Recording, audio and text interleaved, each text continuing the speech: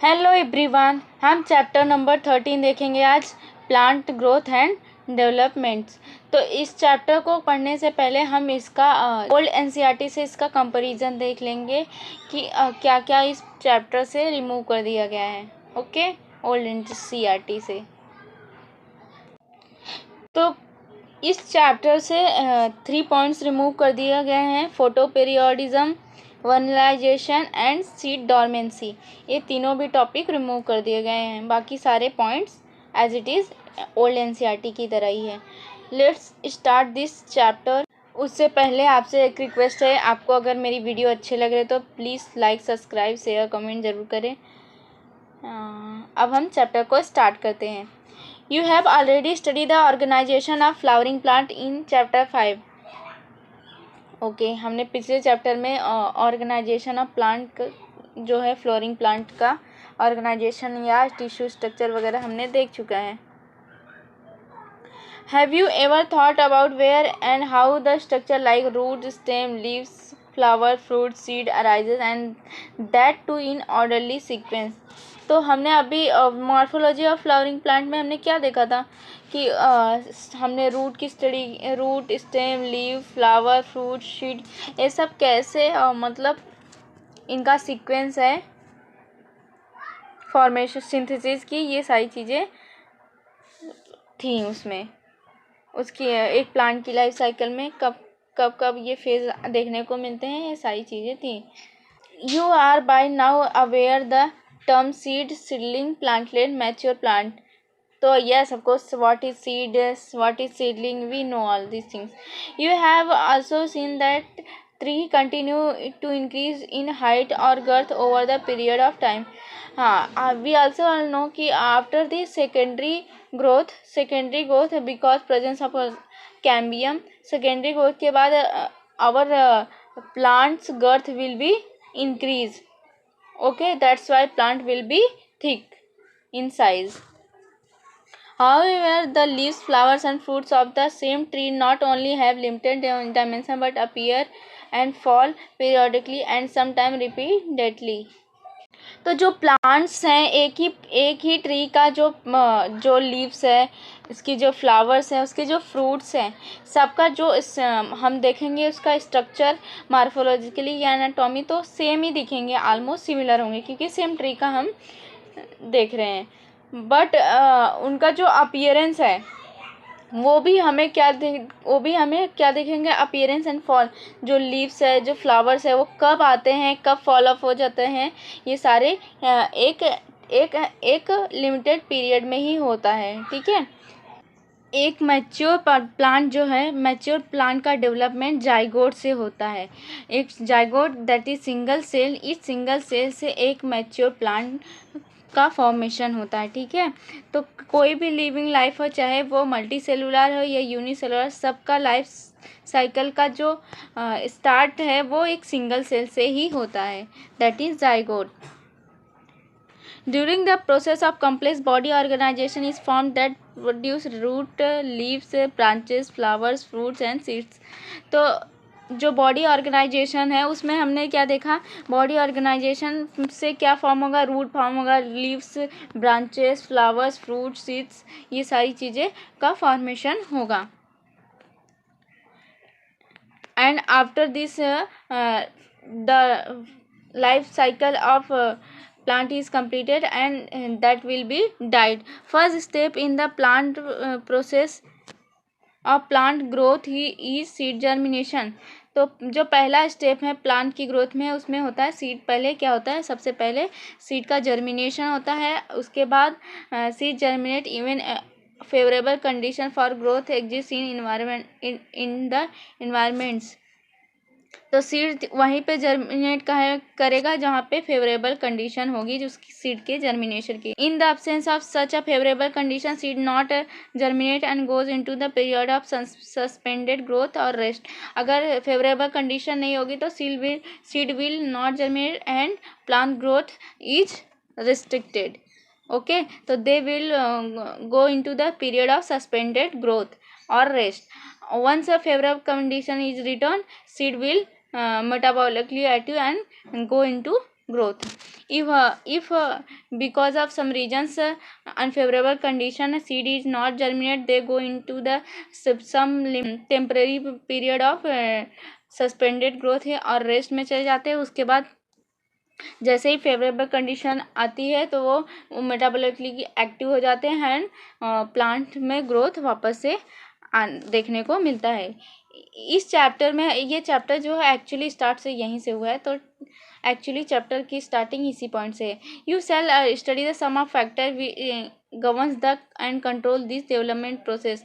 तो हमें पता है कि जो प्लांट है, प्लांट में ग्रोथ एंड डेवलपमेंट दो चीज़ें देखने को मिलती हैं. प्लांट का ये जो ग्रोथ है और डेवलपमेंट है वो किस पे डिपेंडेंट है? दो factor, intrinsic and extrinsic factor, ये दो फैक्टर पे डिपेंडेंट है. देखो यहाँ पे एक डायग्राम है. जब सीड जर्मिनेट करता है तो सीड जो है अगर सॉइल में जैसे ही डाले तो उसमें जो सीड है उसमें कॉटिलिडन होते हैं. ठीक है, तो जैसे ही वो सीड जर्मिनेट होगा तो वो क्या होंगे, ऊपर हमें एपिकॉटिल हुक देखने को मिलेगा और नीचे साइड जो ग्रोथ होगी वो कैसी होगी, उसको हाइपोकॉटिल कहते हैं. एपिकॉटिल, हाइपोकॉटिल. ओके. ग्रोथ. तो सबसे पहले हम प्लांट में ग्रोथ का हम देखते हैं. What is the growth? Growth is regarded one of the most fundamental and conspicuous characteristics of living being. तो किसी भी लिविंग बीइंग में ग्रोथ सबसे इम्पॉर्टेंट फैक्टर है. ठीक है, उसका बेसिक कैरेक्टर है growth. What is the growth? Growth can be defined as a irreversible permanent increase in size of organ or its parts or even individual cells. तो growth actually क्या होता है? तो ग्रोथ एक्चुअली में irreversible growth है. एक बार growth हो गया तो इसके बाद क्या है, वापस से एक बार जिसका ग्रोथ हो गया तो ऐसा नहीं कि वापस से उसको रिड्यूस कर देंगे उसकी साइज को, तो ऐसा नहीं कर सकते. एक बार ग्रोथ हो गया तो हो गया. तो वो ग्रोथ इंक्रीज होगी इसकी साइज में, साइज ऑफ ऑर्गन्स या उनके पार्ट या सेल्स में. तो क्या होगा, किस में ग्रोथ देखने को मिलेगा? सेल में ग्रोथ देखने को मिलेगा, या उनके ऑर्गन में या उनके पार्ट्स में. Generally growth are accompanied by the metabolic process both anabolic and catabolic that occur the expense of energy. तो जो ग्रोथ है वो ग्रोथ में मेटाबॉलिक प्रोसेस देखने को मिलता है. ठीक है, जिसमें एनर्जी लॉस्ट या यूज होती है, एक्सपेंस होती है. For example expansion of leaf growth. तो जब लीफ का ग्रोथ हम देखते हैं तो वहाँ पे वो जो लीफ का एक्सपांसन होता है उसे ही हम ग्रोथ कहते हैं. Swelling of peace when place in the water. जब हम कोई वुड का पीस हम अगर वाटर में इनपुट करते हैं तो after that piece will be swelling. तो इज इट ग्रोथ? नेक्स्ट हम देखते हैं plant growth is indeterminate. Plant growth is unique because plant retain the capacity for unlimited growth. तो प्लांट में जो ग्रोथ होता है वो लिमिटेड नहीं है, वो अनलिमिटेड है. ठीक है, वो अनलिमिटेड ग्रोथ कर सकता है अपनी थ्रू आउट लाइफ में. वो अनलिमिटेड ग्रोथ की कैपेसिटी होती है. This ability of plant due to the presence of meristematic tissue located in their body. तो मेरिस्मेटिक टिश्यू जो होता है उसमें क्या होता है, कंटिन्यूअस डिवीजन देखने को मिलता है, जिसकी वजह से क्या होते हैं, सेल में अनलिमिटेड ग्रोथ देखने को मिलता है प्लांट की. तो ऐसा ह्यूमन बीइंग या एनिमल में नहीं देखने को मिलता, क्योंकि वहाँ पे मेरिस्मेटिक टिश्यू नहीं होते, तो हमेशा वो डिवाइड नहीं करते. ठीक है, cell of such meristematic have capacity to divide and cell perpetuate. तो ये इस सेल के पास होता है continuous to division. Product however soon lose the capacity of divide and such cell make up the plant body. तो कुछ time के बाद जो क्या होता है, इनका जो डिवाइडिंग की कैपेसिटी है वो लॉस्ट हो जाती है और अल्टीमेटली वो क्या बना लेते हैं, प्लांट बॉडी बन जाता है. This form of growth when new cells are always added to the plant body by the activity of meristematic is called open form of growth. तो ओपन फॉर्म ऑफ ग्रोथ कहाँ पे देखने को मिलता है, जब मेरिस्मेटिक टिश्यू की वजह से कंटिन्यूअस डिवीजन होगा और न्यू सेल का एडिशन होगा, तो उसको क्या बोलते हैं, ओपन ग्रोथ. ठीक है, in earlier classes you have studied root apical meristem and shoot apical meristem. तो root apical meristem super apical meristem में हमने क्या देखा था, उनमें कंटिन्यूअस डिवीजन देखने को मिलते हैं। You know they are responsible for primary growth of plant and principally contribute the elongation of plant along with their axis। तो ये जो मेरिस्टेम्स है, apical meristem and apical shoot and root meristem जो होते हैं वो प्राइमरी ग्रोथ दिखाते हैं प्लांट में। Primary growth of the plant and principally contribute the elongation of plant and along the axis. तो इससे क्या होता है, प्लांट का इलांगेशन होता है, प्लांट की लेंथ में इंक्रीमेंट देखने को मिलता है, प्राइमरी ग्रोथ देखने को मिलता है। You know the in dicotyledonous plant and gymnosperm lateral meristem vascular cambium cork cambium appear later in life. तो जो डाइकोटिलेडनस प्लांट है और जो जिम्नोस्पर्म है उनमें क्या देखने को मिलता है, सेकेंडरी ग्रोथ भी देखने को मिलता है। सेकेंडरी ग्रोथ में क्या होता है, गर्थ इंक्रीज होता है। क्या इंक्रीज होता है, देखो अब सेकेंडरी ग्रोथ में क्या होता है, हाइट ना इंक्रीज होके क्या उसका साइड से इंक्रीमेंट होता है, तो उसको गर्थ इंक्रीमेंट। तो क्यों होता है, क्योंकि उनमें वास्कुलर कैम्बियम और कॉर कैम्बियम प्रेजेंट होते हैं। These are the meristem that cause increase the girth of organ in which they are active. तो इसमें क्या होता है, गर्थ इंक्रीज होता है प्लांट का। एंड ऐसा क्यों होता है, क्योंकि वहाँ पे मेरिस्मेटिक टिश्यू प्रेजेंट होते हैं जो एक्टिव होते हैं। This is known as a secondary growth of the plant. तो सेकेंडरी ग्रोथ देखने को मिलता है प्लांट में, ठीक है। प्राइमरी ग्रोथ में लेंथ बढ़ता है और सेकेंडरी ग्रोथ में गर्थ बढ़ता है।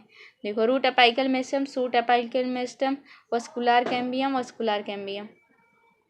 तो सेकेंडरी ग्रोथ ये सब क्या है, shoot apical meristem and root apical meristem, ये क्या होते हैं, ये प्राइमरी ग्रोथ दिखाते हैं। नेक्स्ट हम देखते हैं growth in is measurable. Growth at cellular level is principally consequence of increase in amount of protoplasm. तो जब सेलुलर लेवल पे ग्रोथ होता है तो वहाँ पे हमने देखते हैं प्रोटोप्लाज्म में इंक्रीजमेंट होता है। What is the protoplasm? तो एक सेल में जो भी लिविंग मटेरियल प्रेजेंट होता है उसको प्रोटोप्लाज्म कहते हैं। तो protoplasm is equal to cytoplasm जो होता है, एक सेल में जो साइटोप्लाज्म होते हैं उसमें जो सेल ऑर्गेनिल्स प्रेजेंट होता है उनको मिला के हम क्या बोलते हैं, प्रोटोप्लाज्म। तो इसका अमाउंट इंक्रीमेंट होता है जब सेल लेवल पे ग्रोथ देखने को मिलता है। Since increase in protoplasm is difficult to measure directly, one generally measure some quantity which is more or less proportion to it. तो इसके जो प्रोटोप्लाज्म का इंक्रीमेंट हुआ इसको मेजर करना थोड़ा सा डिफ़िकल्ट है, ठीक है। तो जब कोई मेज़र करेगा तो या तो ये थोड़ा कम, कैसे एक ज़्यादा अमाउंट में कोई सेल होगा ज़्यादा उसमें से प्रोटोप्लाज्म, किसी में थोड़ा कम अमाउंट में प्रोटोप्लाज्म होगा, ओके, ऐसा होगा। Growth is therefore measured by the variety of parameters, some of which are increase in fresh weight, dry weight, length, area, volume, cell numbers। तो जो ग्रोथ है, ग्रोथ का जो मेजरमेंट है उसको मेजर कैसे करते हैं, उसके लिए बहुत सारे एक डेफिनेट पैरामीटर नहीं है, कई सारे पैरामीटर के थ्रू हम क्या करते हैं, हम किसी भी लिविंग ऑर्गेनिज्म का ग्रोथ डिटरमाइन कर सकते हैं। जैसे उनका क्या क्या मेजरमेंट ले सकते हैं, जैसे फ्रेश वेट उनका ले सकते हैं, ड्राई वेट ले सकते हैं, लेंथ इनका increment, area, volume and cell number। You may find amazing note that the one single maize root apical mechanism can give rise to more than 17,500 new cells per hour। तो एक मेज है, मेज का एक सेल हम लेंगे उसके रूट अपाइकल मेरिस्टेम में, तो 1 घंटे में ये इतना नए सेल का फॉर्मेशन करेगा।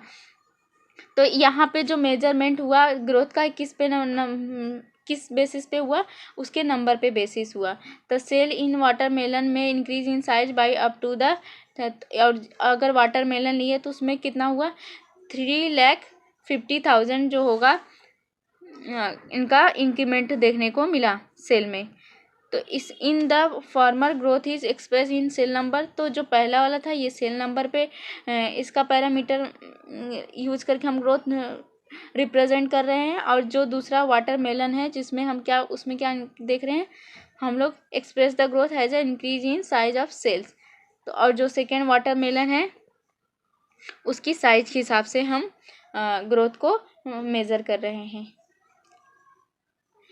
While the growth of pollen tube is measured in terms of length, तो जो पोलन ग्रेन होता है, पोलन ग्रेन में पोलन ट्यूब का फॉर्मेशन होता है, तो उसका जो पोलन ट्यूब का जो ग्रोथ है वो डिटरमाइन करते हैं लेंथ के बेसिस पे।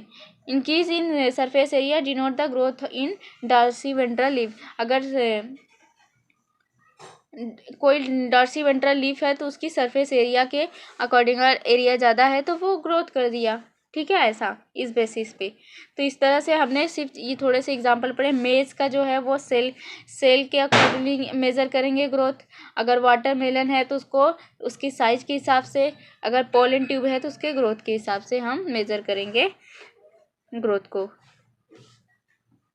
Period of growth is generally divided into the 3 phase. जो ग्रोथ है उसको 3 फेज में डिवाइड किया गया है, meristematic, elongation and maturation.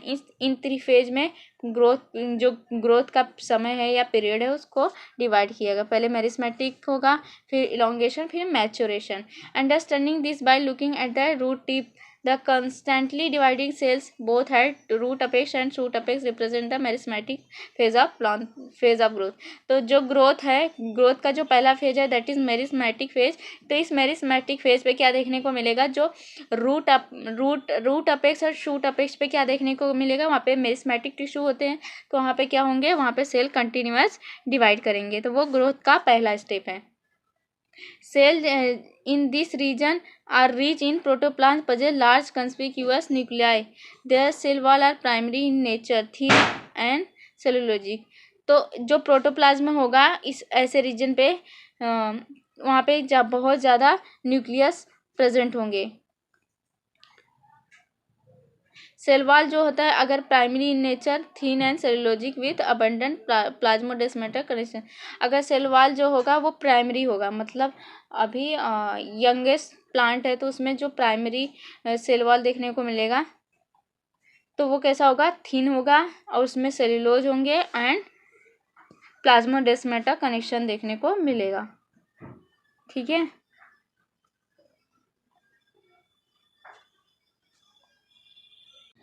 The cells proximal, that is just next away from the tip to the meristematic zone represent the phase of elongation। तो meristematic phase के बाद जो उसके जो प्रॉक्सिमल रीजन है वहाँ पे कौन सा, वहाँ पे हमें देखने को मिलता है इलोंगेशन ग्रोथ का second phase, that is elongation. तो मतलब वो जो अपेक्स है, root apex and shoot apex के बाद हमें जो रीजन देखने को मिलता है वहाँ पे इलोंगेशन रीजन देखने को मिलता है। Increase the vacuolation, cell enlargement and new cell wall deposition are the characteristic of cells in this phase. तो सेल में क्या होगा, इनलार्जमेंट होगा या उनमें वैक्यूलेशन होगा और या तो नया सेल वॉल का डिपोजिशन होगा, तो ये देखने को मिलेगा इस फेज में, ठीक है।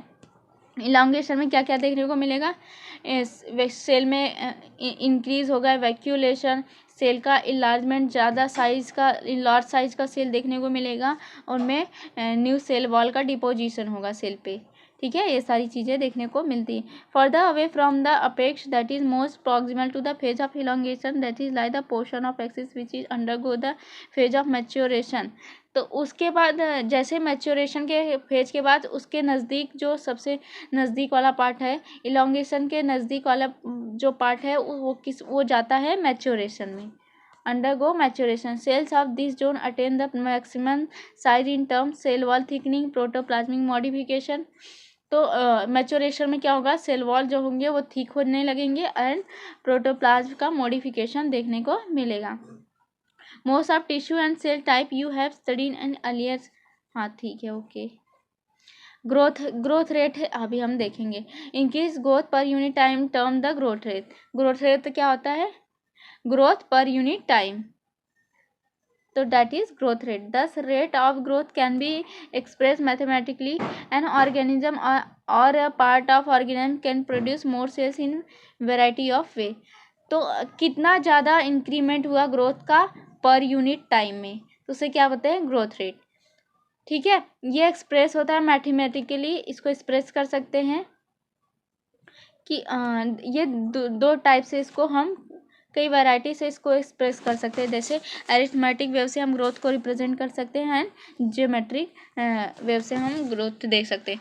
अरिथमेटिक में क्या हम देख रहे हैं कि एक सेल है वो डिवाइड हुआ, ठीक है, और दो सेल में डिवाइड हुआ, ठीक है, दो सेल में डिवाइड हुआ, एक मैच्योरेशन में गया और दूसरा क्या हुआ, दूसरे में मेरिस्मेटिक टिश्यू है जो वापस ग्रोथ के लिए इनेबल है।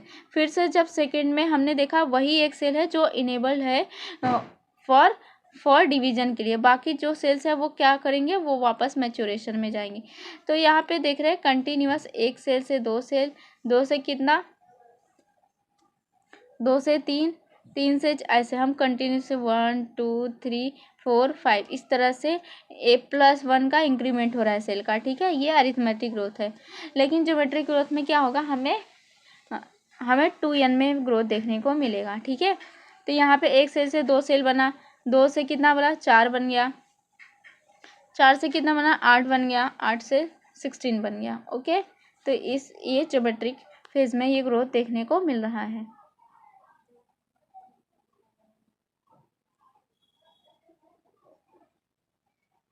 तो यहाँ पे देखो, यहाँ पे भी अरिथमेटिक देखने को मिल रहा है, देख रहे हो। यहाँ पे एक जो सेल है सिर्फ वही डिवीजन के लिए एबल है, बाकी सेल क्या मैच्योरेशन में जा रहे हैं। और यहाँ पे एवरी सेल बिकम डिवाइड, ठीक है। तो यहाँ पे सभी सेल ग्रोथ में जा रहे हैं, तो ये ज्योमेट्रिक ग्रोथ है। अब हम एनसीईआरटी की सेकेंड लाइन देखते हैं। देखो यहाँ पे अरिथमेटिक ग्रोथ देखने को मिल रहा है, देख रहे हो। यहाँ पे सेल लीनियरली ग्रोथ में देखने को मिल रहा है। यहाँ पे हाइट अपॉन टाइम, तो ग्रोथ इंक्रीजिंग, जो लेंथ है लेंथ में इंक्रीमेंट हो रहा है पर यूनिट टाइम, तो ये ग्रोथ जो है लीनियर है, तो ये अरिथमेटिक ग्रोथ दिखा रहा है।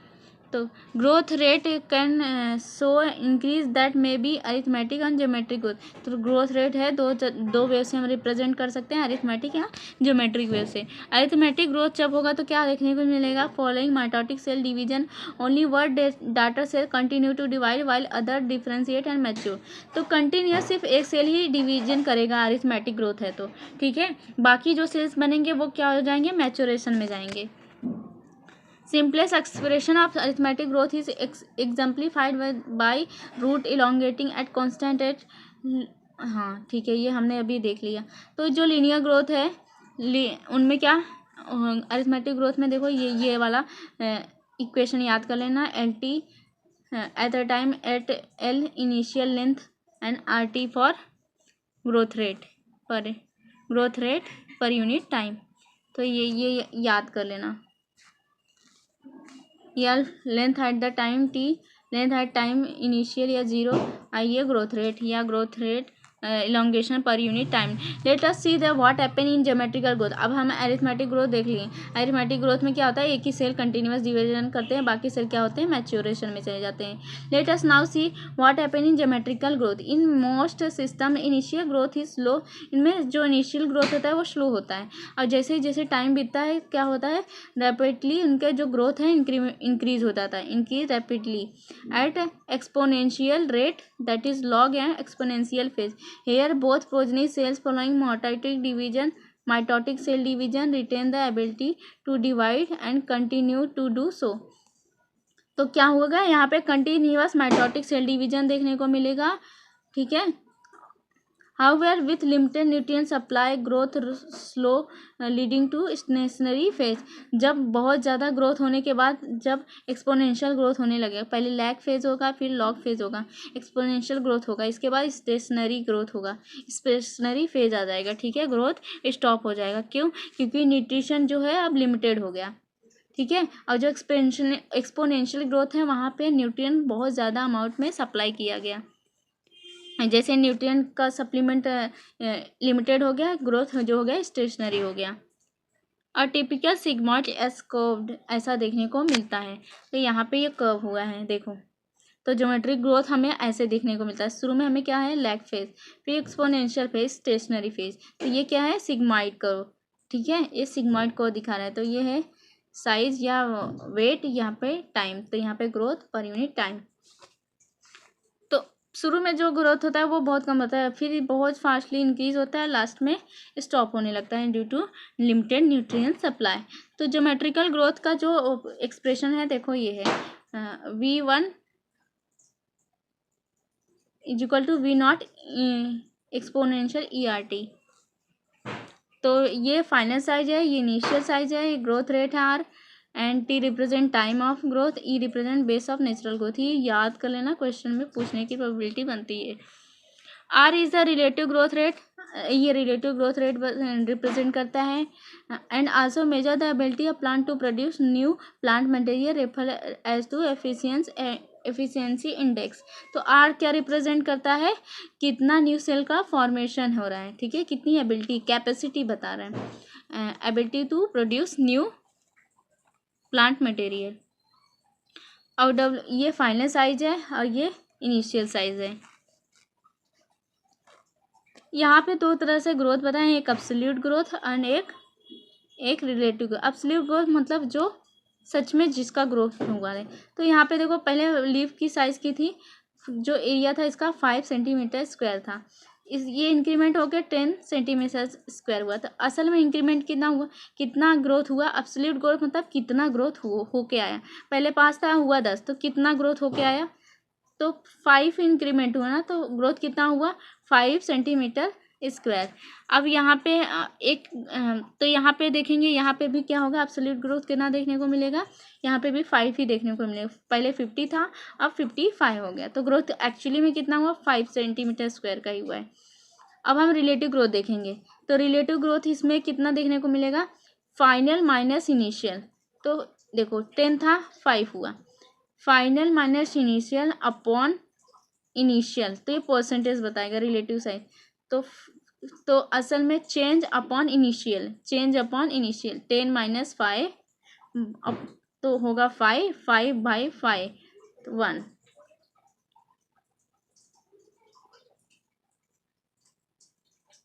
तो यहाँ पे 1 गुणे 100, तो इस यहाँ पे क्या 100% क्या हुआ, ग्रोथ हुआ। तो रिलेटिव ग्रोथ कितना हुआ, 100% हुआ, ठीक है। और यहाँ पे रिलेटिव ग्रोथ कितना होगा, तो यहाँ पे 55 माइनस 5 चेंज कितना होगा, 5 का बाय 50,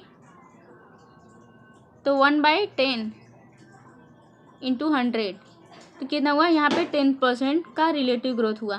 तो यहाँ पे रिलेटिव ग्रोथ कितना हुआ, कितना इंक्रीमेंट हो गया है, यहाँ पे 100% इंक्रीमेंट हुआ, पहले 50%, 50 से 100 हुआ, 5 तो था, तो 5 फिर से इंक्रीमेंट हुआ, ठीक है। और यहाँ पे क्या हुआ, 10% का इंक्रीमेंट हुआ है, ठीक है, याद रखना। और यहाँ पे वही दिया है, quantitative comparison between growth of living system can be made. तो जब हम क्वांटिटेटिवली ग्रोथ, किसी भी ग्रोथ का देखेंगे लिविंग सिस्टम का, तो उस तरह दो तरह से के देखेंगे, मेजरमेंट एंड कंपैरिजन। एक बार एब्सोल्यूट मेजरमेंट और एक बार कंपैरिजन करेंगे। Growth per unit time called as absolute growth, growth of given system per unit time express in common basis. अगर growth, total growth per unit time देखेंगे तो वो absolute growth. अगर ग्रोथ ऑफ गिवन सिस्टम, एक given system per unit time तो देखेंगे, वो क्या बनाएगा, रिलेटिव ग्रोथ, ठीक है। तो यहाँ पे बोला however one of them so higher relative growth rate, which one or Y. तो ज़्यादा रिलेटिव ग्रोथ में किसका देखने को मिला, रिलेटिव ग्रोथ सबसे ज़्यादा इसका देखने को मिला, क्योंकि इसमें 100% देखा है, इसमें 10% देखने को मिला। कैसे देखे मैंने भी बता दिया। तो इसमें 100%, इसमें सीधा डबल हो गया, तो इसमें सबसे ज़्यादा रिलेटिव ग्रोथ देखने को मिला, इसमें कम, तो इसलिए A is greater than be in relative growth. Absolute growth जो है दोनों में कितना हुआ है, सेम।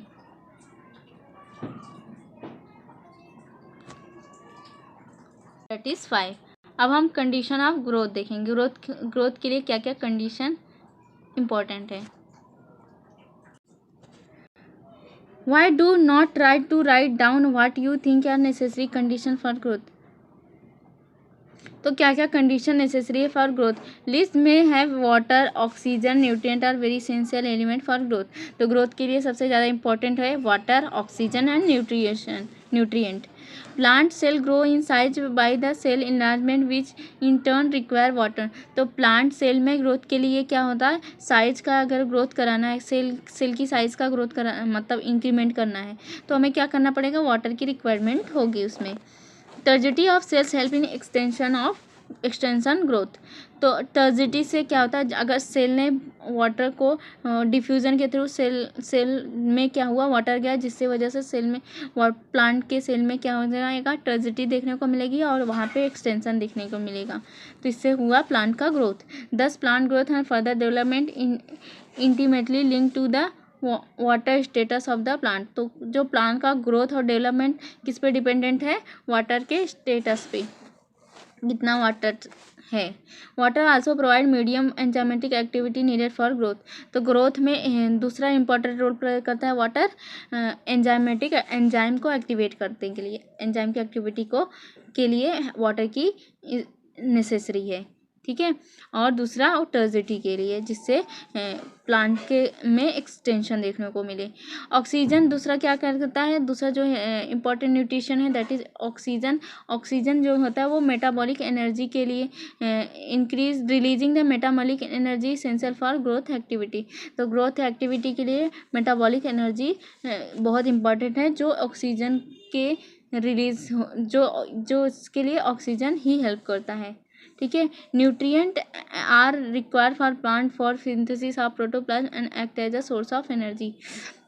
और तीसरा पॉइंट जो है न्यूट्रिएंट से क्या होगा, प्रोटोप्लाज्म वगैरह में न्यूट्रिएंट प्रेजेंट होंगे ज़्यादा अमाउंट में, उससे क्या होगा, फ्लूइड वगैरह इंक्रीज होंगे और प्रोटोप्लाज्म इंक्रीज होंगे, और जिससे क्या होगा, एनर्जी मिलेगी प्लांट को और ग्रोथ देखने को मिलेगा।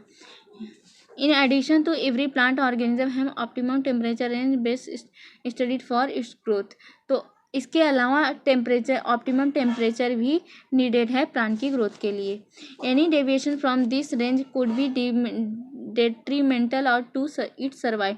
अगर इनमें जो है ऑक्सीजन हुआ, वाटर हुआ, न्यूट्रिएंट हुआ, टेम्परेचर हुआ, अगर ये इनकी रेंज में ज़रा सा भी डेविएशन, ज़रा भी कमी या बहुत ज़्यादा हुआ तो क्या होगा, इसमें क्या होगा, प्लांट की सर्वाइवल में प्रॉब्लम होगी।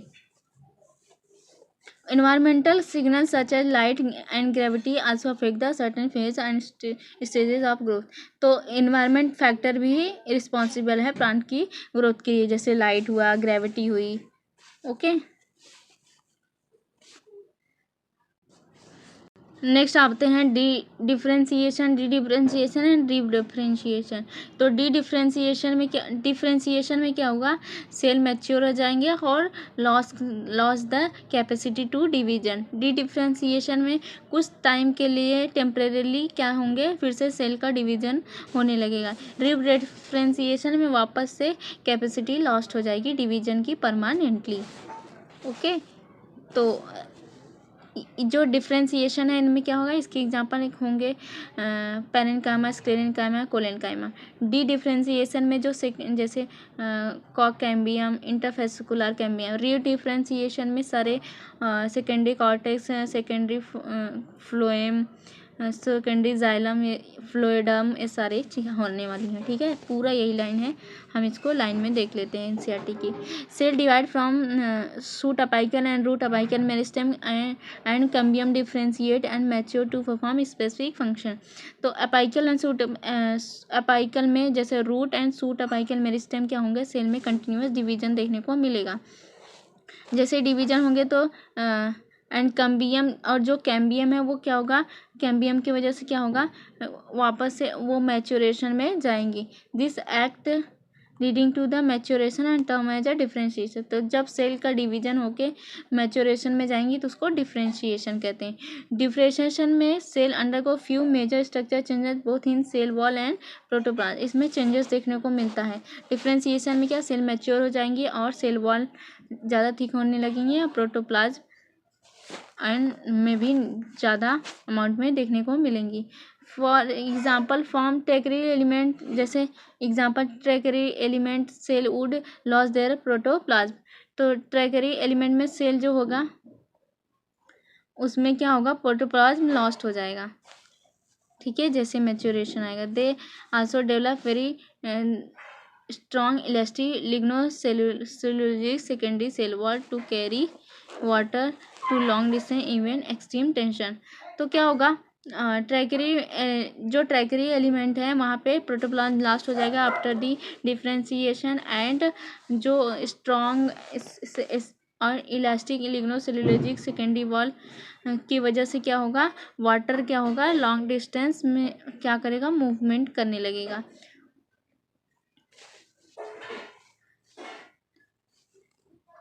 Plants show another interesting phenomena. This leaving the differentiation cell by now have lost the capacity to divide, regain the capacity to division under the certain।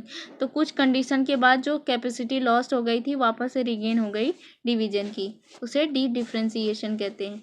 और इसके एग्जांपल आते हैं इंटरफेस्कुलर कैम्बिया, cord कैम्बिया, fully differentiated parenchyma cells. While doing so, such mesenchymal tissue are able to divide and produce cells that once again lose their capacity to divide but mature to perform specific function।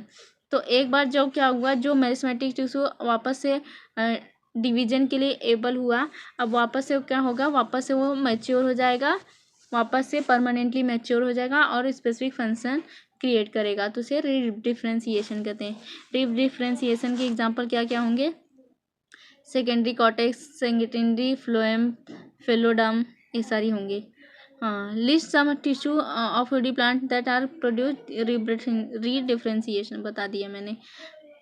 तो जो tumour है वो क्या क्या होता है, वो tumour में हमें डी डिफ्रेंसिएशन देखने को मिलता है, ठीक है, कुछ सेल कंटिन्यूस वापस से डिवीजन करने लगता है मैच्योर होने के बाद भी।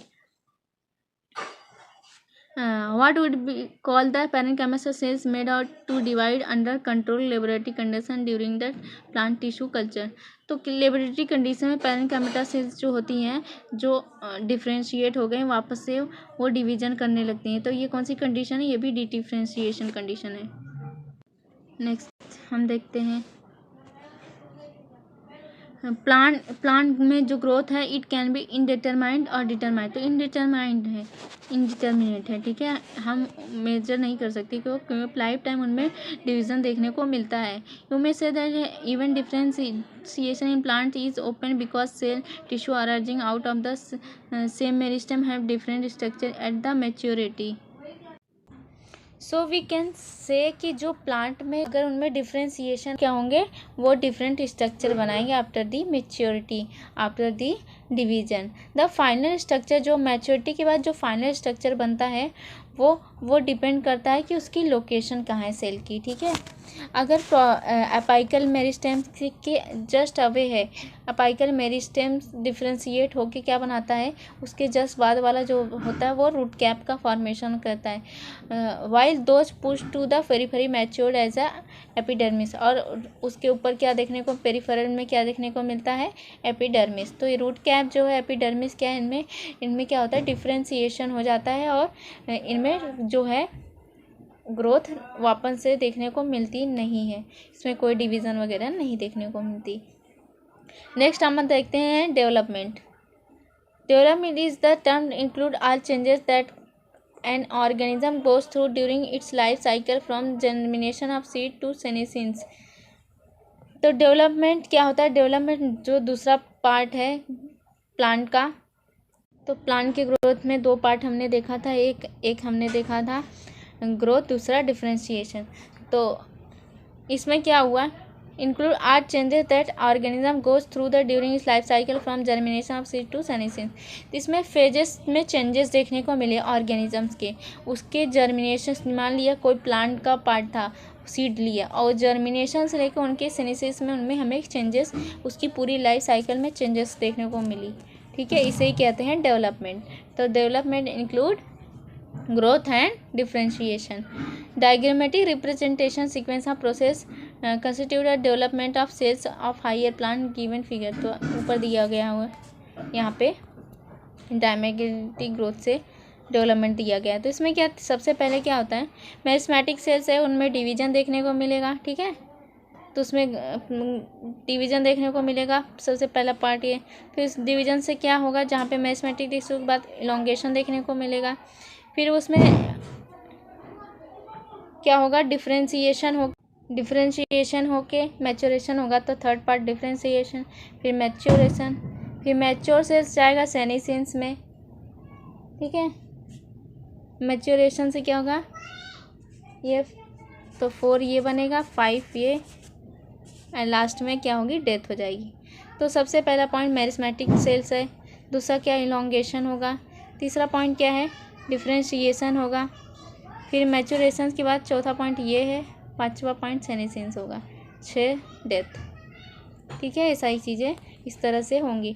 प्लांट्स और different pathway in response to environment and phases of life to form different kind of structure. तो प्लांट में ना डिफरेंट पाथवे देखने को मिलता है इन्वायरमेंट को रिस्पॉन्स, तो इन्वायरमेंट में वो डिफरेंट रिस्पॉन्स करता है, ठीक है, और डिफरेंट टाइप के स्ट्रक्चर बनाता है। जैसे this ability to call plasticity heterophylly in cotton, coriander, larkspur. तो जैसे heterophylly in cotton, coriander, larkspur, in such plant leaves of juvenile plant is different in shape from those in mature plant. तो ये जो तीनों plants हैं, इनमें क्या हुआ, जुवेनाइल फेज में जो इनका शेप था इनकी लीफ का, अब मैच्योरेशन के बाद डिफरेंट हो जाएगा शेप उनकी लीफ का, ठीक है। Other hand difference in shape and leaf produce in air and those produce in water are in buttercup also represent heterophylly development due to the environments. तो यहाँ पे भी इन्वायरमेंट की वजह से क्या हुआ कि जो बटर कप है, बटर कप को अगर हमने क्या किया, अगर एयर में ग्रोथ कराया तो अलग तरह के लीफ की शेप देखने को मिलेगी, अगर उसी को वाटर में कराया तो अलग डिफरेंट टाइप की शेप देखने को मिलेगी सेमी प्लांट की, ठीक है। तो देख रहे हैं यहाँ पे बोले अडल्ट जुवेनाइल फेज में शेप अलग है, अडल्ट में अलग है shape. This phenomena of heterophylly is example of plasticity. तो जो इसे कहते हैं प्लास्टिसिटी। तो क्वेश्चन में जब पूछेगा प्लास्टिसिटी की एग्जाम्पल, तो आपको इसका ही नाम देना है, हेट्रोफिलाइल कॉटन, कोरिएंडर, लक्स पर्स। क्यों, क्योंकि अलग अलग इन्वायरमेंट में अलग अलग रिस्पॉन्स करते हैं, ठीक है। फेजेज अलग अलग फेजेज में अलग रिस्पॉन्स करते हैं। देखो ये अलग रिस्पॉन्स कर रहा है, अलग स्ट्रक्चर बनाया, जैसे अडल्ट में गया अलग स्ट्रक्चर बना लिए, तो ये डिफरेंट फेजेस की वजह से हुए, और यहाँ पे जो इन्वायरमेंट की वजह से हुआ, तो ये सारी चीज़ें हैं, ठीक है। देखो ये वाटर में क्या हुआ, यहाँ पे देख रहे हो लीफ का एरिया जो है कम हो चुका है, यहाँ टेरेस्ट्रियल जो हैबिटेट है वहाँ पे लीफ काफ़ी ज़्यादा एरिया कवर किया हुआ है, ये ड्यू टू एनवायरमेंटल कंडीशन, इसको प्लास्टिसिटी कहते हैं। Growth, differentiation, development are very closely related event in life of the plant. तो ग्रोथ हुआ, इसके बाद उसका डिफरेंशिएशन होगा, और इसके बाद डेवलपमेंट, ये सारे प्रोसेस क्या है, ये सारे तीनों भी टर्म क्या है, एक दूसरे से काफ़ी क्लोज हैं, ठीक है, प्लांट लाइफ में। Broadly development consider as a development is equal to the growth plus differentiation. तो डेवलपमेंट में दो चीज़ देखने को मिलती है, growth and differentiation. Development in plant growth and differentiation under the control of intrinsic factor. तो ये जो ग्रोथ एंड डिफरेंशिएशन है प्लांट में, वो उसमें दो चीज़ें देखने को मिलती हैं। ऐसा दो वजह क्या है, एक्सट्रिंसिक एंड इंट्रिंसिक, दो ऐसे फैक्टर्स हैं जो ग्रोथ और डिफरेंशिएशन को कंट्रोल करते हैं। Farmer include both intercellular and intercellular factor, while the later include the light, temperature, water, oxygen and nutrition. तो इंटरसेलुलर या इंट्रिंसिक ग्रोथ में क्या होगा, जैसे जेनेटिक लेवल पे, जीन लेवल पे, और प्लांट ग्रोथ रेगुलेटर जो हार्मोन्स हैं, तो ये इंटरसेलुलर फैक्टर होंगे। जो एक्सटर्नल फैक्टर होंगे, वाटर हुआ, टेम्परेचर, ऑक्सीजन, न्यूट्रिशन, ये सारे फैक्टर जो हैं वो क्या करेंगे, अफेक्ट करेंगे डेवलपमेंट में प्लांट की। तो प्लांट ग्रोथ रेगुलेटर में पहले इंट्रिंसिक फैक्टर को देख लेते हैं। तो इंट्रिंसिक फैक्टर में ये भी आते हैं plant growth regulator, that is hormones. तो plant growth regulator are small simple molecule of diverse chemical, इनमें अलग अलग कंपोजिशन देखने को मिलता है केमिकल के। इट कुड भी, ये क्या क्या हो सकते हैं, जैसे इंडोल 3 एसिटिक एसिड, और एडिनाइन का derivative N6 furfuryl amine purine kinetins, derivative of carotenoids, carotenoid में एब्सिसिक एसिड, टर्पीन्स का जिब्रेलिक एसिड्स, एंड गैसेस जैसे इथाइलिन। तो सबको याद रखना है, क्वेश्चन में पूछेगा। Indole compound, indole 3 acetic acid. Adenine का डेरिवेटिव जो एन फरफ्यूरिल अमाइनो प्यूरिन या काइनेटिन्स। जो कैरोटीनॉइड का होता है वो एब्सिसिकेटिव। टर्पिन्स जो होता है जिब्रेलिक एसिड। और गैसेस हमेशा क्या होती हैं, इथाइलिन। ये सब क्या है, ये सब प्लांट ग्रोथ रेगुलेटर हैं, ठीक है। प्लांट हार्मोन या फाइटो हार्मोन्स, तो इनको प्लांट ग्रोथ रेगुलेटर बोलो या प्लांट हार्मोन्स बोलो या फाइटो हार्मोन्स बोलो। जो प्लांट ग्रोथ रेगुलेटर है वो 2 पार्ट में डिवाइडेड है लिविंग प्लांट बॉडी में, ठीक है। कैसे वो फंक्शन करते हैं उसके बेसिस पे, प्लांट में किस तरह से फंक्शन करते हैं इस हिसाब से प्लांट ग्रोथ रेगुलेटर 2 पार्ट में डिवाइड है। एक plant growth, one group of plant growth regulator are involve in growth promoting, एक ग्रोथ को प्रमोट करता है जैसे सेल डिवीजन में, सेल अरेंजमेंट में, इनलार्जमेंट में, pattern formation, tropic growth and flowering, fruiting and seed germination. इस समय क्या हो रहा है, ग्रोथ को इंड्यूस कर रहे हैं, तो इसमें ग्रुप प्रमोट कर रहे हैं ग्रोथ को। तो ये एक ग्रुप इसमें होगी, दूसरा ग्रुप क्या होगी प्लांट ग्रोथ रेगुलेटर की, जो क्या करेगी, इनहिबिट करेगी ग्रोथ को रोक देगी, ठीक है। They are involve in various growth inhibitor activities such as dormancy and abscission. तो जैसे डॉर्मेंसी, सीड डॉर्मेंसी कंडीशन में जब चली जाती है तो क्या होता है, इनएक्टिव फेज में चली जाती है, सीड जर्मिनेशन नहीं होता। एब्सिशन में भी हमें देखने को मिलता है एब्सिसिक एसिड में। तो प्लांट ग्रोथ ये क्या है, दोनों इनहिबिटर हैं। तो plant growth regulator abscisic acid belong to this group. Abscisic ABA abscisic acid जो होते हैं वो क्या होते हैं, प्लांट ग्रोथ इनहिबिटर में आते हैं, ठीक है। और इथाइलिन जो है वो दोनों में एग्जिस्ट कर सकता है, वो कभी प्लांट ग्रोथ को रेगुलेट करता है, कभी कभी वो इनहिबिटर की तरह काम करता है, दोनों काम कर सकते हैं। तो जितने भी प्लांट ग्रोथ रेगुलेटर या हार्मोन्स जो हुए सबकी डिस्कवरी कैसे हुई, सबके फंक्शंस क्या हैं, तो ये सारी चीज़ें हम देखेंगे। Discovery of plant growth regulator. Interesting to discovery of each 5 major group of plant growth regulators have been accidentally. तो जो प्लांट ग्रोथ रेगुलेटर थे उनको एक्सीडेंटली 5 को हमने मतलब उसकी डिस्कवरी हुई है। All this started with observation of Charles Darwin and his sons Francis Darwin when they observe the coleoptile of canary grasses responded to unilateral illumination by the growing towards the light source, that is phototropism। तो पहली बार ये जो discovery का process है तो ये पहली बार start हुआ था चार्ल्स डार्विन और उनके बेटे सन जो थे उनके फ्रांस डार्विन। तो Charles Darwin and Francis Darwin दोनों ने क्या किया, उन्होंने जो कैनरी ग्रास था उसके कोलेप्टाइल पे, कैनरी ग्रास की कोलेप्टाइल को उन्होंने ऑब्जर्वेशन किया और उन्होंने देखा कि जैसे लाइट उस पर पड़ रही थी तो वो क्या कर रही थी, वो एक साइड बेंड कर जा रहे थे। ऐसा बेंडिंग क्यों हो रहा था, due to the some chemical is present. After the series of experiment, it was concluded that tip of coleoptile was site of transmittable influence that caused the bending of entire coleoptile। तो जैसे light पड़ रही थी ना इस canary grass के coleoptile पे, वो बेंड कर जा रहा था, वो क्या कर रहा था, बेंड कर जा रहा था। तो ऐसा बेंडिंग क्यों थी, due to the presence of auxins.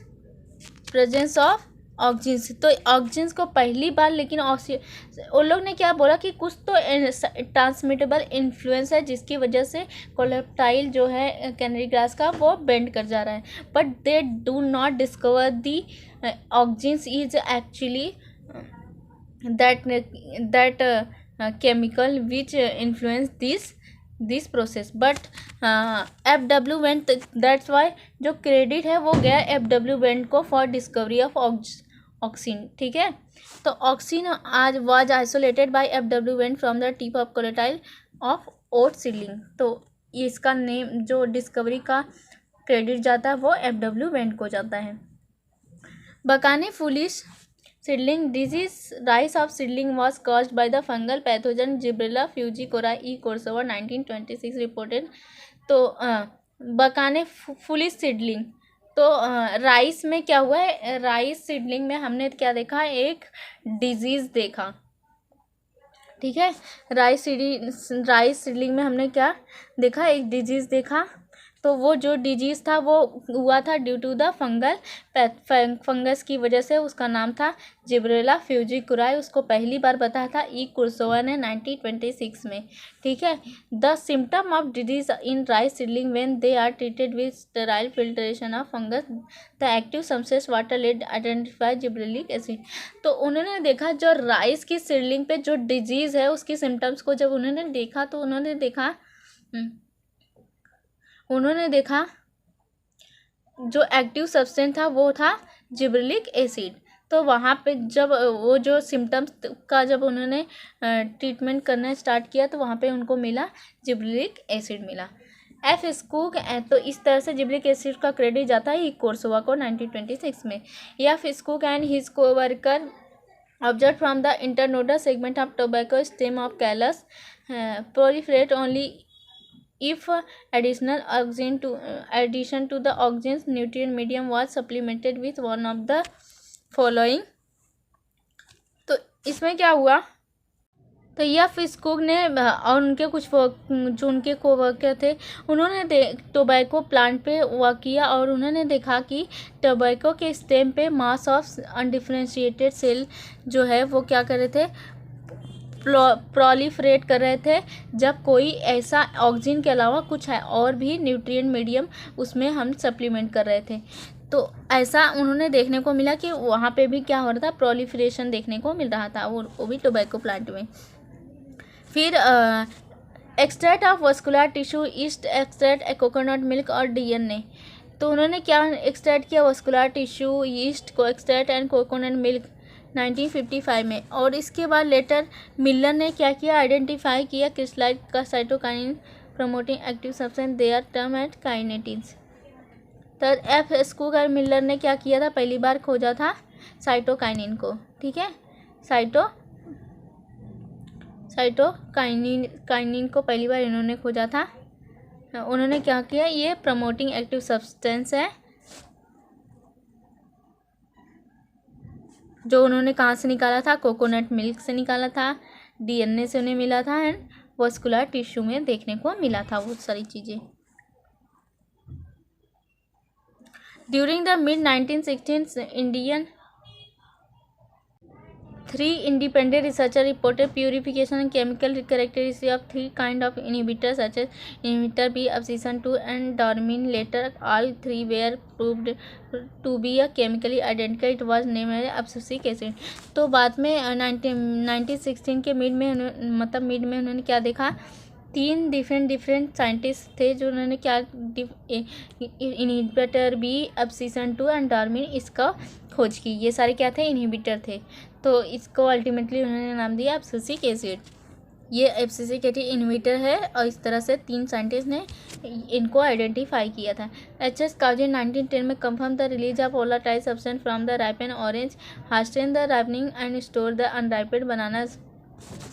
तो एक वोलाटाइल सब्सटेंस जो गैसियस था, जो वो कहाँ पे देखने को मिला, वो ऑरेंज जो फ्रूट्स था उसमें क्या देखने को है, वो ऑरेंज फ्रूट्स में वो सब्सटेंस देखने को मिला, जिससे क्या करते हैं, जिससे हम किसी भी फूड की राइपनिंग को फास्ट कर सकते, किसी भी फूड को जल्दी पका सकते हैं। जैसे अनराइपेड बनाना के साथ हमने क्या रख दिया, इस वोलाटाइल गैस को रख देंगे तो फटाक से वो क्या होगा, वो जल्दी फ्रूटफुल हो जाएगा, जल्दी पक जाएगा। तो इस वोलाटाइल सब्सटेंस को, ये गैसियस है जिसको इथाइलिन बोला, इसको पहली बार काउजी ने दिया था, एच.एस. काउजी 1910 में। अब हम ये जो प्लांट के रेगुलेटर हैं उनके फंक्शंस क्या है, फिजियोलॉजिकल इफेक्ट क्या क्या करते हैं प्लांट में, ये सारी चीज़ें हम देखेंगे। तो फिजियोलॉजिकल इफेक्ट ऑफ प्लांट के रेगुलेटर। तो सबसे पहले हम ऑक्सीजन देखते हैं। ऑक्सीजन पहली बार आइसोलेट हुआ था फ्रॉम दी यूरिन, ह्यूमन के यूरिन से मिला था पहली बार। The term auxin is applied to the indole 3 acetic acid. तो इंडोल 3 एसिटिक एसिड ही जो है ये ऑक्सीजन है। और भी बहुत सारे ऑक्सीजन के एग्जांपल्स हैं जो नेचुरली हैं एंड सिंथेटिक कंपाउंड्स हैं। They are generally produced by the growing apices of stems and roots from where they migrate to the region of action। तो जहाँ पे ग्रोथ हो रहा है, growth apices root apex shoot apex यहाँ पे भी मिलता है apices of the stems and root. तो अपेक्ष रूट अपेक्ष और शूट अपेक्ष पे भी मिलता है ऑक्जिन्स और वहाँ से वो माइग्रेट होते हैं जहाँ पे उनको एक्शन करना होता है। ऑक्जिन्स और जो होते हैं जैसे इंडाल ब्यूटारिक एसिड ये भी प्लांट से मिलते हैं नेचुरल फॉर्म में। और सिंथेटिक जो होते हैं जैसे naphthalene acetic acid and 2,4 dichloro acetic acid dichlorophenoxy acetic ये सारे क्या है, ये दोनों क्या है, ये दोनों सिंथेटिक ऑक्जिन्स हैं। Auxins have been use extensively in agriculture horticulture practice. तो एग्रीकल्चर में और हॉर्टिकल्चर में इसका यूज़ किया जाता है ऑक्जिन्स का। ठीक, क्यों क्यों ये क्या करते हैं, ये क्या करते हैं, इनके बहुत सारे मतलब इम्पोर्टेंस है क्योंकि ये इससे क्या होता है, ग्रोथ होता है। इससे अल्टीमेटली क्या होता है, ग्रोथ होता है ऑक्जिन्स का, अरे प्लांट का। तो इसलिए ये एग्रीकल्चर में यूज होते हैं। Help to initiate rooting in stem cutting and application widely use for plant propagation. तो अगर हमने प्लांट की स्टेम में कटिंग की तो ये स्टेम में हमने स्टेम पूरा कट कर दिया, तो उसमें जो रूट का इनिशिएशन करता है वो रूटिंग इनिशिएट करता है, ये ऑक्जिन्स ही करता है एप्लीकेशन। और ये प्लांट के प्रोपेगेशन में इंपॉर्टेंट रोल प्ले करता है। ऑक्जिन्स फ्लावरिंग में हेल्प करता है, फ्लावर को इंड्यूस करता है जैसे पाइनएप्पल में, और prevent the fruit and leaf drop at early stage but promote the abscission of older mature leaves and fruits. तो इसने क्या बोला, जो ऑक्जिन्स है, ऑक्जिन्स जो है वो फ्रूट्स एंड लीफ को जल्दी क्या करता है, अगर वो यंग है तो उनको जल्दी क्या होगा, ड्रॉप होने नहीं देगा, उनको फॉल डाउन नहीं होने देगा। लेकिन जैसे ही वो ओल्डर एज में चले जाएं तो लीफ एंड फ्रूट को क्या करता है, एसेंसिस कर देता है, उनका ऑब्सेशन कर देता है। ठीक है, तो in most higher plant growing apical bud inhibit the growth of lateral but the phenomena is called apical dominance. तो ऑक्जिन्स की वजह से क्या होता है, एपिकल डोमिनेंस देखने को मिलता है। ठीक है, ये क्या करते हैं, लैटरल ग्रोथ को होने नहीं देते, सिर्फ अपाइकल मतलब सिर्फ एक्सिस के अलॉन्ग ही क्या होता है, ग्रोथ होना है, मतलब लंबाई बढ़ती है, हाइट बढ़ती है। तो ये एपिकल डोमिनेंस इसमें देखने को मिलता है ऑक्जिन्स में, जिसको हम क्या करते हैं, अब इसको अगर मान लिया हमें कंटिन्यूस हमें लेंथ ही थोड़ी चाहिए, हमें अगर मान लिया अगर जैसे चाय पत्ती है, ऐसे जो प्लांट्स है तो उन लोग की पत्तियां यूज होती हैं, तो हम सिर्फ उनका लेंथ लेके क्या करेंगे, हमें उनका क्या चाहिए, लैटरल ग्रोथ भी चाहिए। ठीक है, तो जिसमें लैटरल ग्रोथ चाहिए तो उनमें हमें क्या करने का, एपिकल डोमिनेंस को रिमूव करना पड़ेगा। तो removal of shoot tip usually result in growth of lateral bud. तो हम क्या करेंगे, जो शूट टिप है मतलब अपेक्ष पे, शूट के अपेक्ष पे जो है उसको हम रिमूव करेंगे, तो वहाँ पे जो मेरिस्टेम्स है वो रिमूव हो जाएंगे, और जिससे क्या होगा, लैटरल ग्रोथ होना लगेगा, एपिकल डोमिनेंस कम हो जाएंगे। और ये हमें टी प्लांटेशन में देखने को मिलता है, हेज मेकिंग में ये सब चीज़ें देखने को मिलती है क्योंकि इन लोग की पत्तियाँ यूज होती हैं। ठीक है, ऑक्जिन्स इंड्यूस पार्थेनोकार्पिक इन टोमेटो। तो ऑक्जिन का यूज हम पार्थेनोकार्पिक में करते हैं जैसे टोमेटो में। तो ये क्या करते हैं, फ्रूट को तुरंत क्या होते हैं, पका देते हैं जल्दी। They widely use as a herbicides. तो ये ऑक्जिन हर्बिसाइड्स की तरह भी यूज होते हैं। ये जो प्लांट व छोटे झाड़ियों में रहने वाले वीड्स हैं उनको क्या करते हैं, उनको किल कर देते हैं। जैसे डाइकोटिलियनस प्लांट में रहने वाले जो वीड्स हैं उनको क्या करता है, किलिंग का काम करता है। अब वो उसका नाम है 2,4 डाइक्लोरोफेनॉक्सी एसिटिक। ठीक है, but not affect the monocotyledonous plant. लेकिन ये मोनोकोटिलियन प्लांट के वीड्स को अफेक्ट नहीं करता। ठीक है, auxins also control the xylem differentiation, help in cell division. तो जाइलम के मैच्योरेशन में और सेल के डिवीजन में भी ऑक्जिन्स हेल्प करता है। नेक्स्ट हम देखते हैं जिबरेलिन्स। जिबरेलिन्स जो होता है other kind promotory plant growth regulator है। अच्छा, प्रोमोटरी प्लांट ग्रोथ रेगुलेटर कौन कौन से थे हमने पढ़े थे। प्रमोटर जो जो क्या करता है, प्रमोट करता है ग्रोथ को, तो वो थे ऑक्जिन्स, जिबरेलिन एंड साइटोकाइनिन। ठीक है। इथाइलिन कंडीशनल पे डिपेंड करता है, वो प्रोमोटर है या इनहिबिटर। ठीक है। तो gibberellin another kind of promotory plant growth regulator है। ये 100 से भी ज़्यादा इनके वैरायटी पाए गए हैं डिफरेंट ऑर्गेनिज्म में, जैसे फंजाई में और कुछ प्लांट्स में देखने को मिले हैं। तो इनकी जो नेमिंग है, तो GA1, GA2, GA3 इस तरह से, जिससे जैसे खोज किया गया है ऐसे ऐसे इनका नेमिंग इस तरह से 1, 2, 3 ऐसे पूरे 100 तक दिए गए। GA3 was one of the first gibberellin to be discovered and remain most intensely studied form। तो GA3 जो था, ये पहला ऐसा, ये पहला जिबरेलिन है जो सबसे पहले इसकी डिस्कवरी हुई थी। ठीक है। सबसे पहले GA3 की डिस्कवरी हुई थी और उसकी खूब ज़्यादा एडवांस लेवल पे स्टडी भी की गई थी। GA3 आर जो होते हैं एसिडिक होते हैं, तो जिबरिक एसिड जो होते हैं वो एसिडिक होते हैं। ये फिजियोलॉजिकल रिस्पांस प्लांट की फिजियोलॉजी रिस्पांस में भी वाइड हेल्प करते हैं। और क्या करते हैं, ये लेंथ इंक्रीज करते हैं। ठीक है। ये क्या करते हैं, लेंथ को इंक्रीमेंट करते हैं, जैसे ग्रेप्स के स्टॉक्स में। Gibberellin cause fruits like apple to elongate and improve the shape. जैसे एप्पल है, एप्पल में क्या करता है, उसकी शेप को और उसकी साइज़ को इम्प्रूव करता है एप्पल के। ये कौन काम करता है, जिबरेलिन करता है। ठीक है। इससे क्या होता है, अल्टीमेटली प्रोडक्टिविटी इंक्रीज होती है। ये डिले करता है सेनेसेंस को, सेनेसेंस होने से रोकता है।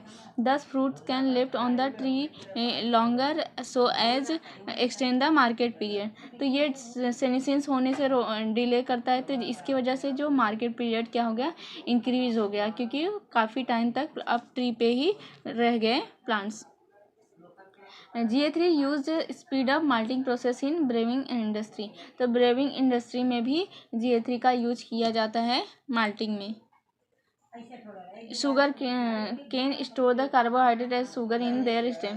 तो शुगर कैन में बहुत ज़्यादा शुगर का प्रोडक्शन के लिए भी इसका यूज किया जाता है।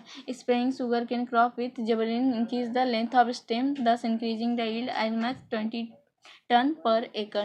तो क्या किया हम लोग ने, क्या किया, शुगर केन के क्रॉप पर भी जिबरेलिन को छिड़काव किया, जिसके वजह से क्या हुआ, शुगर केन की जो लेंथ थी, स्टेम का लेंथ इंक्रीमेंट हो गया। इससे क्या हुआ, शुगर का प्रोडक्शन इंक्रीज हुआ और इतना इंक्रीज हुआ कि 1 एकड़ में 20 टन इंक्रीमेंट हुए। Spraying juvenile conifer with GA हार्शन the maturity period, thus leading to early seed production. तो जिबरेलिन का यूज़ करके हम क्या कर सकते हैं, जल्दी से जल्दी सीड का प्रोडक्शन करा सकते हैं। कैसे, कोई जुवेनाइल प्लांट्स है, ठीक है, वो उसका मैच्योरिटी लेवल तुरंत बहुत कम टाइम में ला दिया। ठीक है। जिसकी वजह से क्या हुआ, फ्रूट प्रोड्यूस होंगे और जल्दी से सीड प्रोडक्शन मिल जाएगा। तो ये इसका भी यूज किया जाता है जिबरेलिन में। जिबरेलिन और प्रमोट करता है बोल्टिंग, इंटरनोड का इलोंगेशन करता है, एंड किसमें, बीट में, कैबेजेस में क्या करता है, and many plant with rosette habitat. तो इन लोग में क्या करता है, इनके इंटरनोड का इलोंगेशन कर देता है। ये सारे काम जिबरेलिन के हैं। नेक्स्ट हम आते हैं साइटोकाइनिन। नेक्स्ट हम देखते हैं साइटोकाइनिन। तो cytokinin have specific effect in cytokinesis and were discovered as a kinetin modified form of adenine. Adenine एक प्यूरिन है from the autoclaved herring sperm DNA। तो साइटोकाइनिन क्या करता है, साइटोकाइनेसिस करता है, मतलब सेल डिवीजन में हेल्प करता है। ठीक है। इसका इफेक्ट सेल डिवीजन में देखने को मिलता है और ये डिस्कवर्ड होता है in the form of kinetin, जो जिसमें क्या प्रेजेंट होता है, वो एडेनिन का बना होता है, जो प्यूरिन है। ठीक है। एंड वो कहाँ से बना होता है, autoclaved herring sperm DNA। Sperm DNA से भी इसका फॉर्मेशन होता है। ठीक है। और ये कहाँ से मिलता है, ऑटोक्लेव हेरिंग स्पर्म DNA से बनता है। ठीक है। Kinetin does not naturally in the plant. तो तो जो काइनेटिन के फॉर्म में, साइटोकाइनिन किस फॉर्म में होता है, काइनेटिन के फॉर्म में, ठीक है। तो ये नेचुरली प्लांट में नहीं पाए जाते, ठीक है। Naturally search from natural substances with cytokinin like activity lead to the isolation of zeatin corn kernels and coconut milk. तो साइटोकाइनिन जो होता है वो नेचुरली फॉर्म में कहाँ, जब बहुत ज़्यादा इस पे रिसर्च किया गया तो देखने को मिला कि वो जो नेचुरल कंडीशन में वो कहाँ से मिले थे, corn zeatin from the corn colonel's and coconut milk से मिला। Discovery of gelatin and several naturally occurring cytokinin and sub-synthetic compound with a cell division promoting activity have been identified। तो ये जो नेचुरली साइटोकाइनिन का निकाला गया वो discovery किया गया पहले जियाटिन का, एंड बहुत सारे डिस्कवरी किया, जियाटिन की डिस्कवरी की और बहुत सारे सिंथेटिक कंपाउंड की डिस्कवरी की, जिससे क्या मिला, जिससे साइटोकाइनिन में देखने को मिला। वो साइटोकाइनिन में क्या होता है, साइटोकाइनिन हेल्प करता है, प्रमोट करता है एक्टिविटी को, सेल की एक्टिविटी को प्रमोट करता है फॉर डिवीजन। नेचुरल साइटोकाइनिन जो होते हैं synthesized in region where rapid division occur, for example apices and developing shoot bud young fruits। तो जो नेचुरल साइटोकाइनेसिस है उससे क्या होगा, सेल डिवीजन होता है, सेल का डिवीजन होता है। जैसे अपाइसेस में अपेक्स पे, developing shoot bird young fruit पे हमें क्या देखने को मिलता है, सेल का डिवीजन देखने को मिलता है। यह प्रोड्यूस करता है new leaves, chloroplast in leaves. तो नए नए लीफ का मतलब सिंथेसिस करता है, और लीव्स जो प्रेजेंट है उस पर क्लोरोप्लास्ट की सिंथेसिस करता है। लेटरल शूट ग्रोथ का फॉर्मेशन करता है। Adventitious shoot formation and help overcome apical dominance. जो एपिकल डोमिनेंस है उसको क्या उसको ओवरकम करता है, उसको रिड्यूस करता है। और promote the nutrient metabolization with the help of delay of leaf senescence. तो साइटोकाइनिन और हेल्प करता है, प्रमोट करता है न्यूट्रिएंट का मेटाबॉलिज्म में, और लीव का जो सेनेसेंस उसको डिले करता है, जल्दी लीव का सेनेसेंस होने नहीं देता, और न्यूट्रिएंट का मेटाबॉलिज्म फास्ट कर देता है, और एपिकल डोमिनेंस को कम कर देता है, और लैटरल ग्रोथ ज़्यादा दिखाता है, ठीक है। न्यू लीफ के फॉर्मेशन करता है, ये सही, और हमेशा अपाइसेस पे मिलता है, रूट एंड शूट अपाइसेस पे देखने को मिलता है, ठीक है। समझ में आया है सारा पॉइंट। अब हम देखते हैं इथाइलिन। इथाइलिन क्या है, प्लांट ग्रोथ रेगुलेटर भी है, और ये क्या है, किस फॉर्म में होता है, गैसियस के फॉर्म में। तो ये प्रमोट भी कर सकता है ग्रोथ को, एंड इनहिबिट भी करता है ग्रोथ को, कंडीशनली ये काम करता है। It is synthesize in large amount tissue undergoing senescence. इससे ये कहाँ से सिंथेसाइज होता है, जहाँ पे सेनेसेंस हो जाता है जो पार्ट, वहाँ से ये बनता है। जैसे रैपेंड फ्रूट से एंड सेनेसेंस टिश्यू से ये सिंथेसाइज होता है। Influence of ethylene on plant include the horizontal growth of seedlings, swelling of axis, apical hook formation in dicot seedling. तो ये क्या काम करता है, ये प्लांट में क्या करता है, हॉरिजॉन्टल ग्रोथ ऑफ सीडलिंग कराता है, हॉरिजॉन्टल ग्रोथ कराता है सीडलिंग में, एंड स्वेलिंग कराता है एक्सिस में, एंड अपाइकल हुक फॉर्मेशन, ये सब काम कराता है डाइकॉट सीडलिंग में। अल्टीमेटली बोल सकते हैं सीडलिंग में हेल्प करता है, ओके। और इथाइलिन प्रमोट करता है सेनेसेंस को, ओके। ये सेनेसेंस को हेल्प करता है, मतलब बहुत जल्दी इसकी वजह से सेनेसेंस हो सकता है सेल या टिश्यू का। Abscission of plant organ and specially leaves and flowers. तो लीव्स एंड फ्लावर का सेनेसेंस एंड अब्सिशन करवा देता है ये जल्दी, ठीक है। इस हिसाब से इन्हिबिशन कर रहा है ना ग्रोथ का। Ethylene is highly effective in fruit ripening.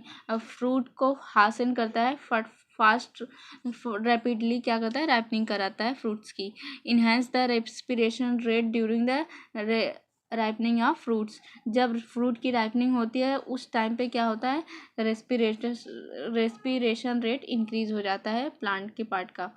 Rise in rate of respiration called respiratory climatic. तो जब रेस्पिरेशन रेट इंक्रीज हो जाता है तो उसको क्या बोलते हैं, रेस्पिरेटरी क्लाइमेटिक्स। ये सारे काम किसकी वजह से होते हैं, इथाइलिन गैस की वजह से।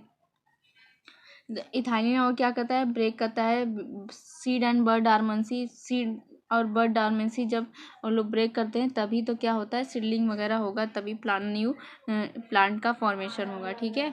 Initiation and initiate germination in peanut seed. Peanut seed जो है उसमें उसका जर्मिनेशन का इनिशिएशन काम भी इथाइलिन करता है। एंड स्प्राउटिंग हम पोटैटो ट्यूबर में स्प्राउटिंग कराता है। Ethylene promote the rapid internode and petiole elongation in deep water rice plant.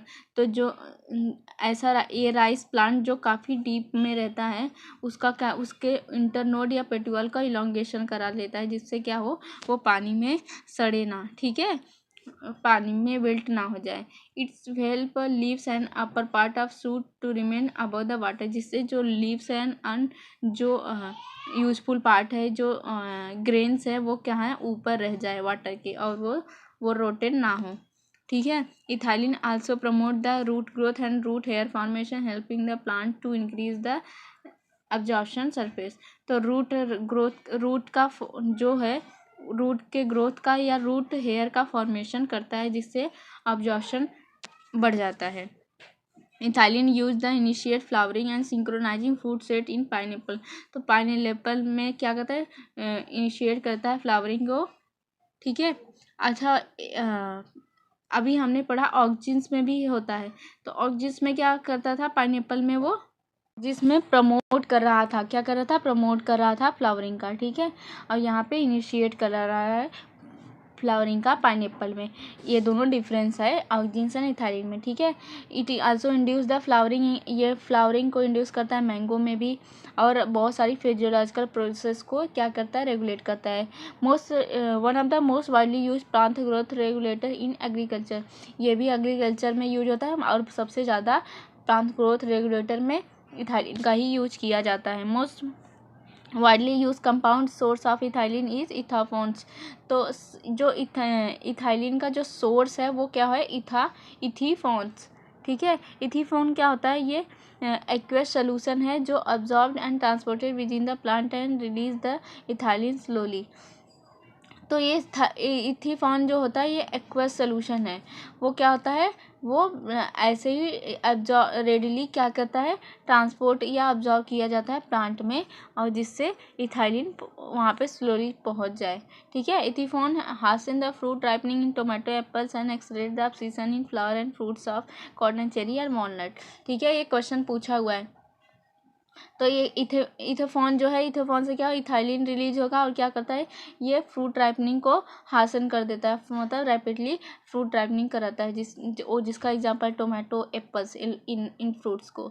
और क्या करता है, ये ऑब्सीजन करा देता है कुछ फ्रूट्स का, जैसे कॉटन की थिनिंग हो जाती है, चेरी एंड वॉलनट, इनकी थिनिंग कर देता है। और एक का बहुत अच्छा काम करता है, ये फीमेल जो फ्लावर है वो कुकुम्बर में, उनको बढ़ा देता है, जिससे क्या होता है, कुकुम्बर का यील्डिंग इंक्रीज हो जाती है। ठीक है। तो इस हिसाब से जो इथाइलिन है ये दोनों काम कर सकता है। प्लांट ग्रोथ रेगुलेटर, ये ऐसा प्लांट ग्रोथ रेगुलेटर है जो क्या करता है, इनहिबिट भी करता है और प्रमोट भी करता है ग्रोथ को। नेक्स्ट सबसे लास्ट जो है एब्सिसिक एसिड। एब्सिसिक एसिड को ABA भी कहते हैं, और ये discover for this role in regulating the abscission and dormancy. तो ये क्या करता है, ये रेगुलेट करता है अब्सिशन एंड डॉर्मेंसी और अब्सिशन पीरियड को बना के रखता है। ठीक है। But other path regulated is also has a wide range of effect on plant growth, plant and development. Plant के ग्रोथ और डेवलपमेंट को भी ये इफेक्ट करता है, ये भी हार्मोन्स। ठीक है। Also act as a plant growth inhibitor and inhibit the plant. तो ये पूरी तरह ये इनहिबिटर की तरह काम करता है, ये इनहिबिट करेगा प्लांट के ग्रोथ को, प्लांट के मेटाबॉलिज्म को। ठीक है। इनहिबिट करता है सीड जर्मिनेशन को, क्योंकि ये डॉर्मेंसी बना के रखता है, जिसकी वजह से अगर सीड डॉर्मेंसी है तो सीड जर्मिनेट ही नहीं कर सकता। और क्या कर सकता है, ABA stimulate the closure of stomata, increase the tolerance of plant to various kind of stress।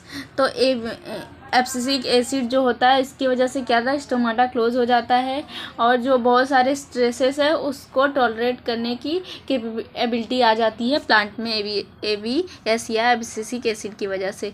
ABS इसीलिए इसको बोलते हैं stress hormones. ABA play important role in seed development, maturation and dormancy. तो सीड के डेवलपमेंट में, उसकी maturation में और सीड को डॉर्मेंसी में रखने के लिए जो हार्मोन रिस्पॉन्सिबल है वो है abscisic acid. By inducing dormancy abscisic help the seed to withstand desiccation other unfavourable growth for growth. तो इस डॉर्मेंसी से क्या होता है, सीड क्या है, जर्मिनेशन नहीं कर सकता। तो इससे क्या होता है, एब्सिसिक एसिड जो है उस कंडीशन में उसको क्या करता है, डेसिकेट, उसको मतलब सूख जाने से, डेसिकेट होने से बचा लेता है और बहुत से अनफेवरेबल कंडीशन से उसको बचा लेता है। ठीक है, जो मॉइस्चर, जो ग्रोथ के टाइम पे उसको चाहिए बाद में।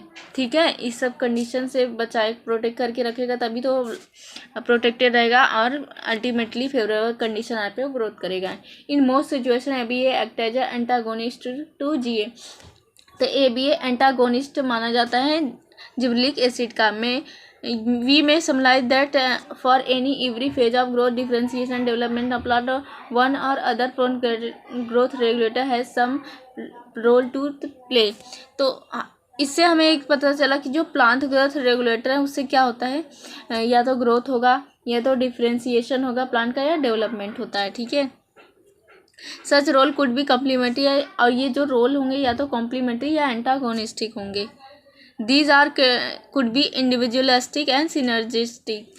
Similarly, there are a number of events in life of the plant where more than one plant growth regulator interact and to affect the events: dormancy in seed and bud, abscission, senescence, apical dominance।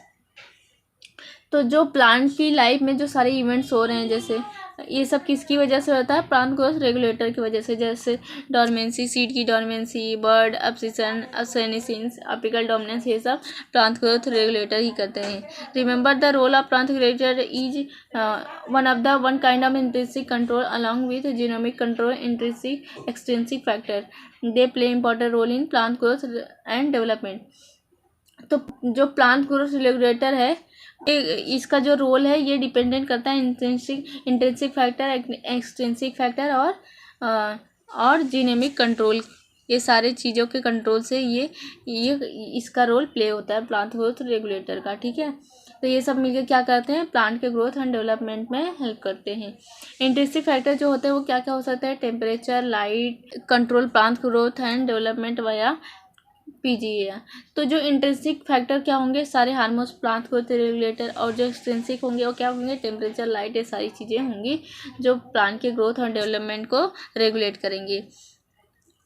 Some of the event could be vernalisation, flowering, dormancy and seed germination and plant movement. तो ये सब भी कौन help करता है, plant growth regulator और extensive factor, temperature और light, ये सारे हेल्प करते हैं। ठीक है, एक्सटेंसिव इंटेंसिव फैक्टर सब मिलके ये सारी चीज़ें दिखाते हैं। टेम्परेचर, जो लाइट एंड टेम्परेचर से क्या फ़र्क पड़ता है, जो लाइट है, ड्यूरेशन लाइट से क्या पड़ता है, फोटो पीरियोडिज्म पता चलता है। ठीक है, फ्लावरिंग किस सनलाइट, कितनी लाइट की ड्यूरेशन पे होगी, कब फ्लावरिंग होगा, कब फ्लावरिंग नहीं होगा, और टेम्परेचर वनलाइजेशन को अफेक्ट करता है। ठीक है, तो चैप्टर ये फिनिश हो चुका है, प्लांट ग्रोथ एंड डेवलपमेंट। अगर आपको मेरी वीडियो अच्छी लगे तो लाइक, सब्सक्राइब, शेयर, कमेंट जरूर करें। मिलते हैं नेक्स्ट लेक्चर में।